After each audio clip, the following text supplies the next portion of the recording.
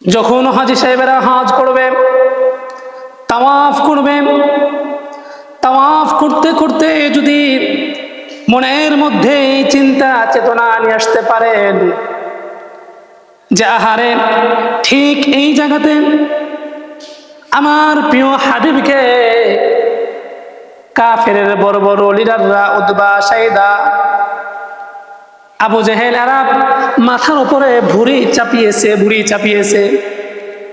আল্লাহর হাবিব সাল্লাল্লাহু আলাইহি ওয়াসাল্লাম কষ্টের কারণে মাথা উত্তোলন করতে পারে নাই। বড় বড় কাফেররা রাসূলুল্লাহ সাল্লাল্লাহু আলাইহি ওয়াসাল্লামের কলারকে পর্যন্ত ধরেছে। সাহাবায়ে কেরাম কেউ কিছু করতে পারেন নাই। সেই সময় হযরতে আলী রাদিয়াল্লাহু তাআলা আনহুর বয়স ছিল মাত্র 10 থেকে 12 বছর বয়স। হযরত আলী রাদিয়াল্লাহু তাআলা আনহুকে জিজ্ঞেস করলেন, আপনার দৃষ্টিতে সবচেয়ে শক্তিশালী ব্যক্তি কে? তিনি বললেন, আমার দৃষ্টিতে সবচেয়ে বড় শক্তিশালী ব্যক্তি হলেন সাইয়্যিদনা হযরত আবু বকর সিদ্দিক রাদিয়াল্লাহু তাআলা আনহু। আল্লাহর হাবিব সাল্লাল্লাহু আলাইহি ওয়াসাল্লামকে যখন কষ্ট দিতেছেন,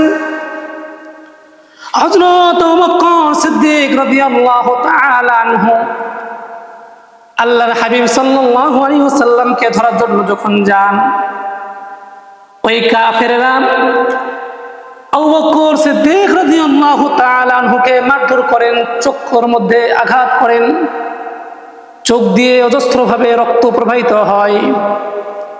আবু বকর সিদ্দিক রাদিয়াল্লাহু তাআলা আনহু বাসায় চলে আসেন।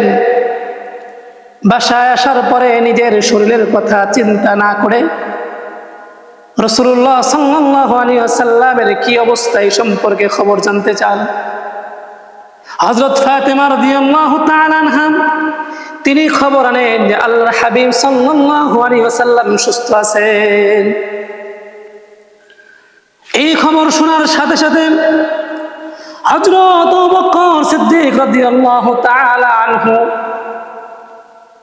দুনিয়া আল্লাহর হাবিব সাল্লাল্লাহু আলাইহি ওয়াসাল্লামের দরবারে চলে গিয়েছেন।